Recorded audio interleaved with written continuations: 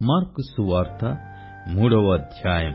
సమాజ మందిరములో ఆయన మరల ప్రవేశింపగా అక్కడ ఊచచేయి గలవాడొకడుండెను. అచ్చటివారు ఆయన మీద నేరము మోపవలెనయుండి విశ్రాంతి దినమున వానిని స్వస్థపరచునేమో అని ఆయనను కనిపెట్టుచుండిరి.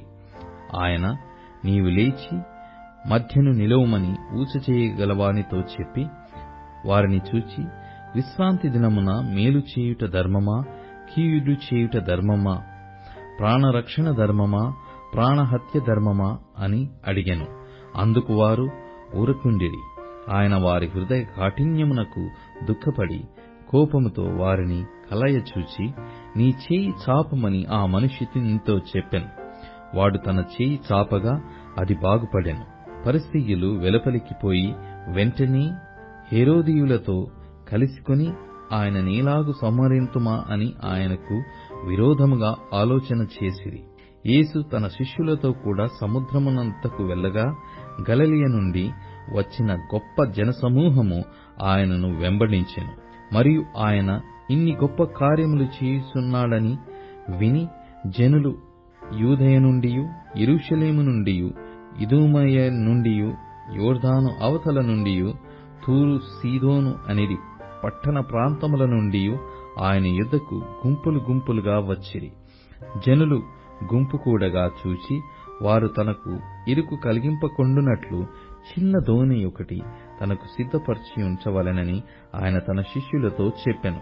ఆయన అనేకులను స్వస్థపరిచెను గనుక రోగపీడితులైన వారందరూ ఆయనను ముట్టుకొనవలెనని ఆయన మీద పడుచుండిరి. అపవిత్రాత్మలు పట్టినవారు ఆయనను చూడగానే ఆయన ఎదుట సాగిలపడి, నీవు దేవుని కుమారుడవని చెప్పుచు కేకలు వేసిరి. తన్ను ప్రసిద్ధి చేయవద్దని ఆయన వారికి ఖండితముగా ఆజ్ఞాపించెను. ఆయన కొండెక్కి తనకిష్టమైన వారిని పిలువగా వారాయన యుద్ధకు వచ్చిరి.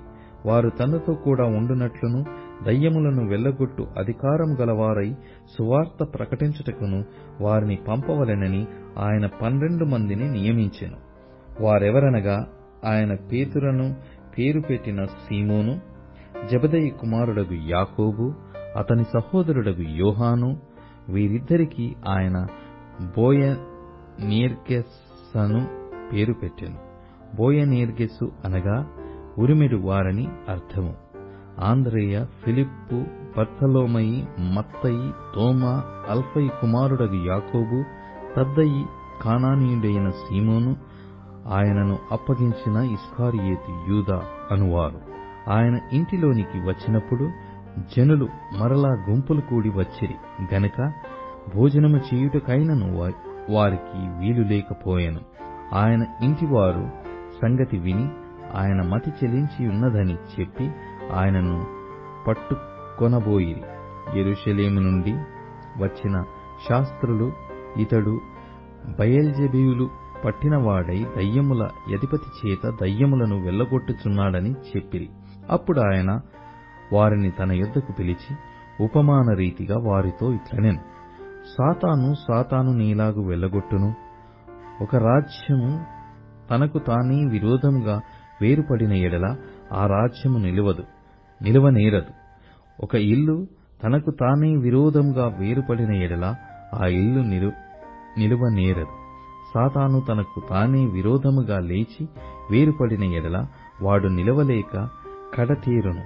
ఒకడు బలవంతుడైన వానిని మొదట బంధించితేనే తప్ప ఆ బలవంతుని ఇంట జొచ్చి వాని సామగ్రి దోచుకున నేరడు. బంధించిన ఎడల వాని ఇల్లు దోచుకొనవచ్చును.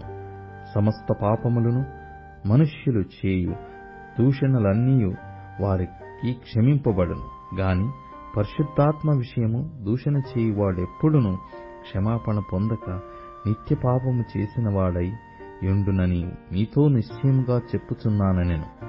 ఎందుకనగా ఆయన అపవిత్రాత్మ పట్టినవాడని వారు చెప్పిరి. ఆయన సహోదరులను తల్లియు వచ్చి వెలుపల నిలిచి ఆయనను పిలవనంపిరి. జనులు గుంపులుగా ఆయన చుట్టూ కూర్చుండిరి. వారు, ఇదిగో నీ తల్లియు నీ సహోదరులను వెలుపల ఉండి నీ కోసరము వెదుకుచున్నారని ఆయనతో చెప్పగా ఆయన, నా తల్లి, నా సహోదరులు ఎవరని తన చుట్టూ కూర్చున్న వారిని కలయచూచి, ఇదిగో నా తల్లియు నా సహోదరులను, దేవుని చిత్తము చొప్పున జరిగించువాడే నా సహోదరుడును సహోదరియు తల్లియునని చెప్పెను.